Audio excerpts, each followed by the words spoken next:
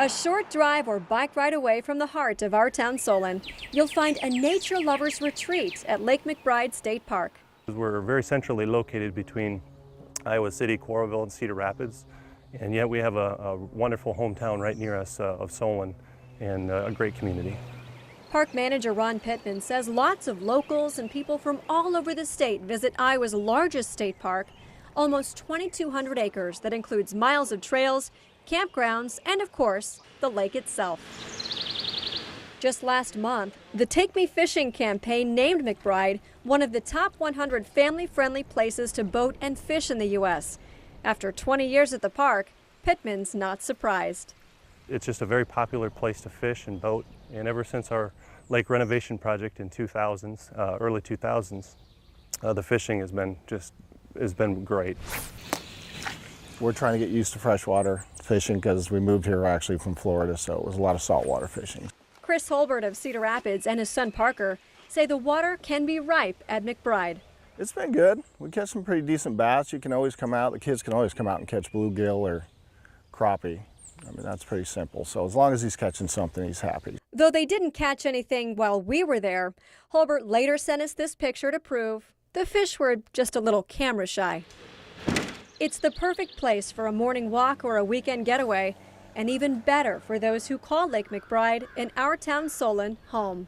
Being out here in God's creation, it is such a beautiful place, and I just truly feel blessed to be in this community, first of all, because people care. I mean, people truly care around here, and we look out for each other, and it's just a very nice place to live and raise a family. Sea salt to it. Then I just need it like bread dough. Hours of preparation include pulling and rolling cheese for authentic Neapolitan pizza to serve in our town, Solon. It feels great to be part of what Main Street Solon has to offer. Aziz Longu made Solon his home after school at the University of Iowa and years at other restaurants in Iowa City and Cedar Rapids. We found this building and we just fell in love with it. It just looks like it just perfect fitting for what I wanted to do. It's just like it is in Naples, Italy. And just like the pizza in Naples, the wood-fired pies at the Red Vespa are truly authentic, using specific equipment and ingredients to earn the only certification of its kind in Iowa. We do have a certification that came from Naples, that we follow the guidelines of the Vera Pizza Napoletana, which was created in 1984 to protect the tradition of the Neapolitan pizza. Down Main Street, another new favorite, Big Grove Brewery. The menu has a West Coast influence with Iowa comfort and lots of options on tap, from the popular Arms Race Pale Ale to the Boomtown Cream Ale. We made about 1,100 barrels on site last year. About 60% is consumed right here in the bar, and about 40% is off-site to some of our accounts. But we just can't make enough to keep everybody supplied. They've done so well in Solon, they're building another production facility in the Iowa City River Crossing District. Managing partner Doug Getch says he's thrilled to be part of the progress on Main Street, Solon. It's just great to see everybody come in, have a good time, enjoy Solon, and be able to walk up and down the Main Street in 2 blocks and see this much diversity in food and talent. Teachers hand-selected these middle school students for College for Kids. With more than 1,100 registrations, many of those students are interested in the arts. Laura Hubbs is one of them. Crafting is just one of the fun things that I like to do all the time around our house. She's creating an accordion book with the theme of creativity. Students have to pick quotes and design the book with it in mind. My main one is I won't be impressed with technology until I can download food. Instructor Jim Jacob Meyer's altered book course is just one of the ways students are enriching their minds. Creativity is, defined very personally.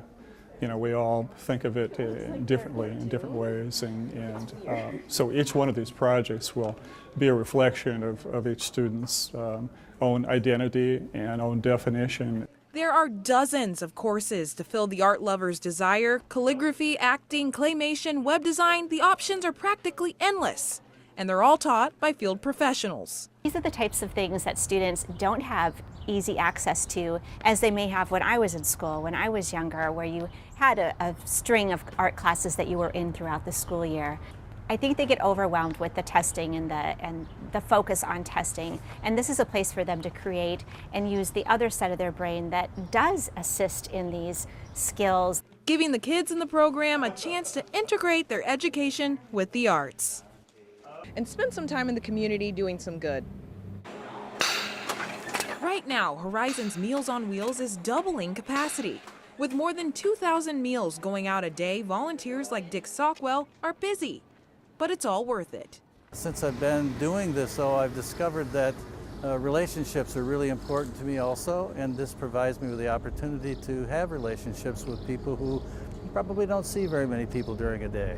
He takes the meals inside, sits down, and chats. And I know their son, and I know the dog, and I know some of their difficulties that they struggle with, and that relationship is an important one to me. Horizon officials say giving seniors the nutrition they need is crucial, but checking on them is just as important. And the volunteers make it all possible.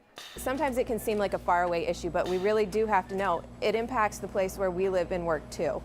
So it's incredibly important for the people that live here to be part of the community, to go out and see the people in their community who do need help. And it's also important for those people in our community who do need help to have individuals from the community showing that they care. That's why Meals on Wheels wants you to spend a part of your lunch break delivering a meal with a smile to someone in need. Sockwell says it's a small task that makes a big impact. It's a great opportunity to get to know people and to really feel like you're useful and helpful to them. Just past midnight Thursday, this is what Green Square looked like. We found huddles of 20-somethings shouting their teams and ferociously swiping their phones. It's something Pokemon Go users say happens often. I was born in the 90s. When I see a game like this or anything Pokemon related, it's just nostalgia with memories coming back. This is something that I've wanted since I was a kid, and now we finally have that. You know, I can't go anywhere around town without seeing somebody playing this game. Even online communities are popping up, getting people together. A lot of people have been getting out of their homes, out and about, asking, to join up with complete strangers for ride shares. So it's really kind of given everyone a sense of community. While everyone here Thursday stayed in one area, that's not always the case. Some nights, players can be so focused on the game that they end up putting themselves and others in danger. I've seen many people run into signs, run into tree limbs, just running across the street. So I would just say, because it gives you a warning when you start the game, be aware of your surroundings. That warning isn't always enough. These gamers say there's one thing players should always remember: their strength in numbers. It's better to be in a group at night, for safety reasons, but it's also good to have somebody watching your back in case somebody's really into their phone. Somebody's like, whoa, don't do that. Just kind of being smart and being aware of where you're at. There's really no cure for stupidity, but you just have to at least be with somebody who has a good head on their shoulders. The gamers encourage everyone to play no matter what time, but be safe so they can continue building the community. Try your hand at these transfer rings or take a shot climbing up the vertical wall. This equipment is handcrafted by the gym's owner, Rex Reinhardt. We've got a welding shop, and I designed a lot of equipment and built many things, and then so we just kind of started one piece at a time, and it just kind of went from there. And he's always taking suggestions for more. That's how the gym got its signature piece. One guy from town here said, "You ought to do traveling rings. It's a West Coast feature, like Venice Beach in the sand." So I was really excited about building those, because that's what people really come for, those rings, because they're hard to find. As the gym goes into its fourth summer in operation, more and more people are hearing about it and stopping by. Reinhardt says shows like American Ninja Warrior and outdoor challenges are drawing people in. Tough Mudder and Gladiator Challenge, people come here to kind of train for that, and the outdoor fitness is growing tremendously. I think in 3 to 5 years you'll see fitness outdoors pretty much in every city. Reinhardt is a Jessup native and loves his town. That's why he built something that will bring people in. I like to do stuff that nobody else has if I can, because why come to Jessup? Well, they have the outdoor gym. That might be a plus. There's no reason to come to Jessup, and they They stop at other businesses along the ways.